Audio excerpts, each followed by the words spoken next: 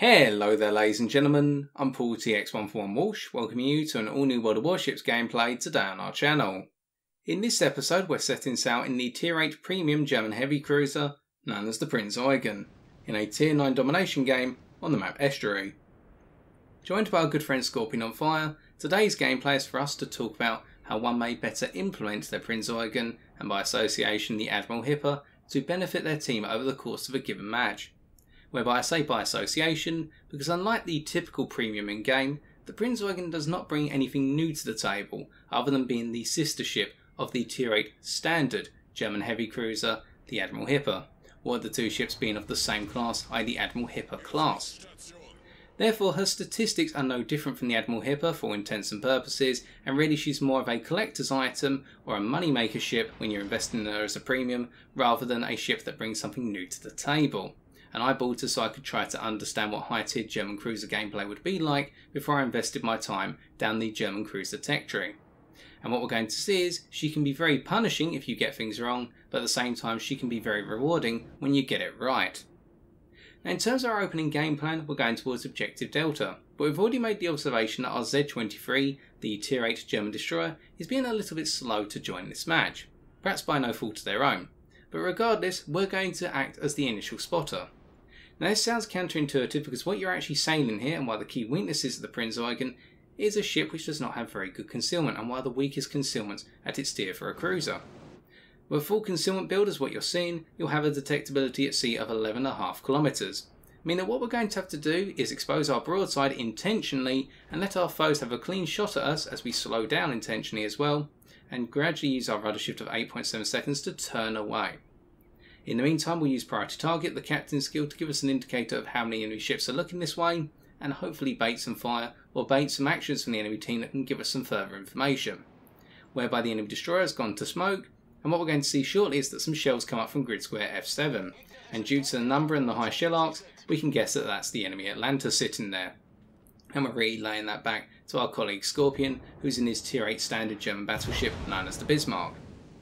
Now making our way away with our teammates pushing up earnestly, we decide that we're going to start turning out, with our ship not being detected anymore, and get ready to open fire and punish some broadsides, starting with the broadside of the enemy Japanese cruiser known as the Mogami, whereby they seem to be stuck on the bow of their friendly turrets, and we're just going to wait for them to start reversing, using our torpedo lead indicator to make sure we get it right.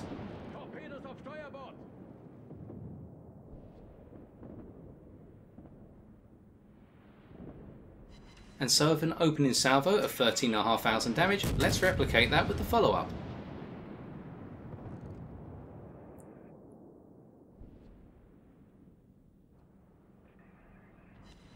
We pick up a further 12,000 with 2 citadels. And you're probably wondering at this point, Jesus Christ, how much damage do you do per citadel of armour piercing? Well, 5,900 to be exact. And this is a key trait of German cruisers in general. They have extremely powerful armour piercing when your opponent gives an inkling of broadside. So long as it's not angled and extreme distances, as what the Mogami is going to show us now, at a distance heading out towards 17 kilometers, i.e. towards our max range. On the broadside there we bounced our shells because it was angled. Although we have made good use of our maximum range of 17.5 kilometers so far, whereby Callum, i.e. Scorpion on Fire, has been able to wipe the Mogami out of the game with a salvo from their Bismarck. With that enemy cruiser out of the game, we can start to move up down the eastern side of the map, gradually making our way forward and demonstrating here why the weaknesses of your guns are your 4 twin 8-inch gun batteries, and that is their low shell arcs, whereby you have a wonderful initial muzzle velocity of 925 meters per second, meaning your shells get to targets very rapidly, but the counter to that is if you're playing behind land masses, you need to position yourself right to be able to actually use your guns, compared to the lofty shell arcs of, say, the likes your American counterpart, the Tier 8 standard New Orleans. As we make our way around, we're trying to punish the enemy Atlanta, but we're not using our torpedo lead indicator to tell us what their motion is, and we thought they were moving forward when actually they were stationary, and now they're starting to move forward, seeing it on their smokestacks. But in return, we've been punished by the fact we haven't judged their motion accordingly in our opening salvo, and then by the fact our low shell arcs meant that we missed with that salvo, with our rearmost shells not going forward. And therefore, what this starts to bring us onto is the concept of the Prinz Eugen, and by association the Admiral Hipper, being an extremely punishing ship to play and an extremely rewarding one to play, because when you get it right with your salvos, as we saw there against the enemy turrets, you can do an absolutely brutal amount of damage. But get it even slightly wrong and all of that fades away. Where our opening salvo of 9,500 damage on the turrets has now faded away with 5 shatters and only 590 damage for an over-penetration. And we're trying to realign our shots onto the centre of the turrets and hit their superstructure, where we'll get more damage out. Although we did penetrate their upper deck armour there, or their upper broadside armour we should say, and managed to pick up a 4,000 damage salvo. So you can see how temperamental your guns are. But the other punishing factor, which you're probably not noticing as much, is the reload. A 13-second reload, which is towards the high end of tier 8 cruisers. Now why is that punishing exactly? What one has to understand is the reason it's punishing is because every time you miss your salvo or get it wrong or don't get the perfect salvo off, that is a long window of time for your opponent to be able to expose their broadside to shoot at you or do something to avoid the next salvo. They have a lot of time to prepare themselves for the next salvo coming up, compared to say an 8-second reload on the tier 8 Soviet Chapayev. Now whilst the Chapayev's guns are of lower calibre, they can be just as punishing in the right circumstances, so hopefully you get the picture there, whereby you need to make every salvo count.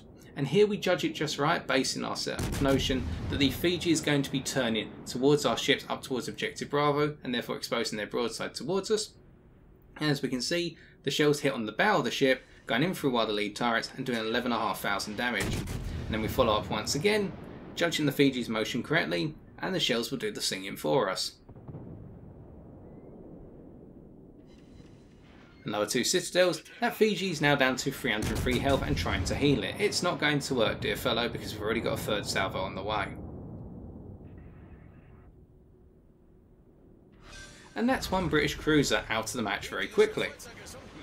And we're seeing the repeating pattern here. You get it right, you do a lot of damage, you get it wrong, and life's not going to feel so great, and really you're going to think that your guns are really letting you down. When actually it's you not getting it right for your guns to do the damage. And we'll see that again here on the Atlanta. Remember earlier we got our salvos wrong? Well, here we only need to use our bow turrets, i.e. the A and B turrets, get it right in terms of lead. And that's an Atlanta gone for the game, for our 2nd kill. And we continue to move up with the fleet.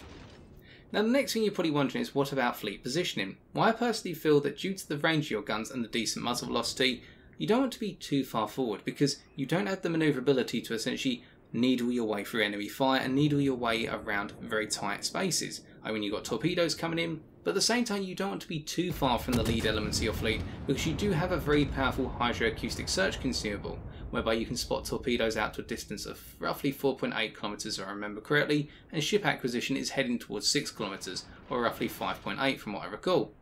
So your hydroacoustic consumable, if you have it mounted on defensive AA, can really benefit your teammates, which is why you don't want to be too far behind the lead ships. But if you put yourself within that lead element of the ships and avoid overextending too far, what it essentially means is that you can be on the forefront to spot torpedoes, but at the same time not be too close to the enemy, so that way you're not going to be punished for being too close, or you're not going to be the centre of attention, and when your foes give broadsides, such as this enemy North Carolina, you can really punish them for it. And here we're going to see the repeated pattern, much like the enemy turrets earlier. You get it wrong on a salvo, you're not going to do too much damage, as we see there, only knocking off 2000 HP. But then in the following salvos, when we start to adjust our aim accordingly and start to get it right, you do an utter ton of damage. It's also worth noting, as we turn our ship away from the North Carolina, that we're angling accordingly and able to bring all 4 turrets to bear on the ship. And it means we've got decent gun arcs, or decent gun traversal arcs we should say. As in our 3rd salvo, we finally get it right and start to chip a little bit more damage off. And now we aim towards the bow of the North Carolina, which has received no saturation so far, and we can see that on the weaker armoured parts of that North Carolina, we can do a lovely amount of damage, knocking off 6,000 in one salvo, and in the follow-up salvo, we're going to do pretty much just as much. So what haven't I talked about yet? Well, there's some other aspects you have to consider, which is that your top speed will not enable you to get out of situations as easily as some. You have a top speed of 32 knots as standard, meaning that you're no faster than a good chunk of the ships you'll face of other classes, including battleships. Therefore, you don't want to get into that overextended position. The reason I wouldn't recommend sitting all the way out to your maximum range of say 16 kilometers plus out to that 17.5 is because you lack any deck armour, which means that when shells do plunge down through your deck, you're going to take an absolutely brutal amount of damage. But as you get to the closer ranges, i.e. say 12 kilometers and closing, you'll find that 13mm through to 160mm of armour does start to benefit you when the shells aren't going down through the deck but actually coming in horizontal to your armour instead, where you can start to ricochet shells or start to just absorb the damage rather than be punished by it. And here we're going to open up on this room time and time again and punish them when they expose their broadside to us. And what's also worth noting, perhaps the other thing we haven't discussed, is the fact that when we punish our foes, we're doing it from positions where they'd be least expecting a Prinz Eugen to be shooting at them. Whereby that room's probably more concerned about what's going on south of them right now, rather than what's going on east of them right now. And by taking advantage of this effective crossfire, we're able to rack up considerable amounts. Another 3,000 damage salvo there. But we decided to retreat back to Delta at this point because what we noticed is our fleet is all merging towards Objective Charlie, and there is an enemy destroyer remaining in the form of the very speedy Leningrad, with its base speed of 43 knots, as we discussed in our review of said ship, available in the top right corner of your screen as displayed now if you want to view that video. Therefore, we want to be the one to cut off this Leningrad. We don't know its health. We're switching to high explosive, so that way we can guarantee damage on their ship if they decide to point their bow towards us, rather than bouncing the shells off of the bow. Because it may be powerful German armour piercing, but it obeys the rules of all standard armour piercing shells and will not be overmatching the bow armour of a Leningrad. So as we gradually come across the objective at this point, we're getting ready to pop the hydroacoustic if we are detected and don't see the enemy destroyer. But before we can worry about that, we spot them, and they're close enough to be spotted without the need for any consumables or guessing where they're going or worrying about the fact they're stealthy. And it means that we can see their torpedoes incoming in time, dodge them well before they get close to us, and that's the enemy destroyer out of the game, and that closes off the enemy team's ability to get back into this match, as their room pushes round towards the southwest of the map, way too close to the majority of our fleet, and is going to get wiped out for him. As we take a speculative salvo on the room, as you can see it's not going to work. And at these longer ranges, the punishing reload time isn't as punishing, perhaps simply because by the time the shells have landed there, they're reloaded and going back in once more, or you can open fire again. But as you get to the closer distances, you really start to feel them. And we're going to demonstrate that right now as we come around the corner here. Whereby we spot the enemy Mogami, another one, using our fighter aircraft, the catapult fighter, and we start to turn our broadside to open fire. They're briefly unspotted, we're waiting for them to be respotted as they see us as well. And we aim a little bit high here, but we can see even when we get it slightly wrong, so long as we aim for a nice armoured part, we knock off 9,000 health. If we'd aimed a little bit lower, there would have been some citadels there. We use our 6km torpedoes here, not in the hope of being able to take the Mogami out, but to be able to force them down a single channel of approach, putting a gap between the torpedo spreads, an intentional one, so that way they're going to come that way, and they will not be able to get off their aft-mounted torpedoes to be able to hit us. Right, locking them out of being able to use that ability. Unfortunately, we fired a little bit too late there, and that's where you can see the 13-second reload really holding us back, and not being able to punish that Mogami when they briefly exposed almost a full broadside. And they're now starting to turn way out once again, although not quite yet, and we aim towards their guns and do no major damage. We've cut our speed at this point to make sure they can't just rush us. Unfortunately for us here, they make the mistake of exposing enough broadside to fire their torpedoes, or attempt to, and we knock them out of the game and bring the game to its end. So a rather comfortable victory there, which amounted to us dealing out 124,155 HP of damage, and us also picking up a Confederate achievement, whereby we damaged at least 6 enemy ships, the damage caused to each of these ships exceeding 20% of their normal health pool. Coming on to the team scores, we can see that we topped our team in terms of base experience earned, picking up 2,159. Our role throughout this game was to provide a continuous stream of firepower through our armour-piercing shells. We could have repeated the same with our high explosive and implemented our poor fire chance of 13%, but we favoured to make the most of each salvo wherever possible and use our punishing armour-piercing shells to get that greater damage, particularly when we prioritised the more lightly armoured cruisers of the enemy team. It paid off, and we assisted our team in knocking out a third of the enemy fleet. Coming on to our detailed report, perhaps one of the less apparent things to note today is the accuracy of our guns, whereby for reference their dispersion at 17.5 kilometers of our build is 143 meters, and as we can see from the number of armour-piercing shells we fired, i.e. 224, we hit with practically half of those shells. Now if you discount the salvos where we missed because we didn't provide enough lead, and consider these salvos where we provided the right amount of lead, not too many shells actually missed the target, The vast majority hit regardless of whether the target was at medium range or at longer ranges, going to show how punishing the salvos from this ship and by association the Admiral Hipper can be if led onto the target correctly.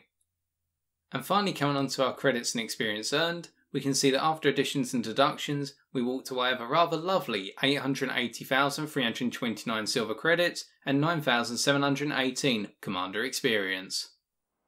To conclude, hopefully today we have demonstrated a viable means of playing the Prinz Eugen, whereby in my opinion she is a heavy cruiser that rejoices in being amongst the fleet and not too far towards the front.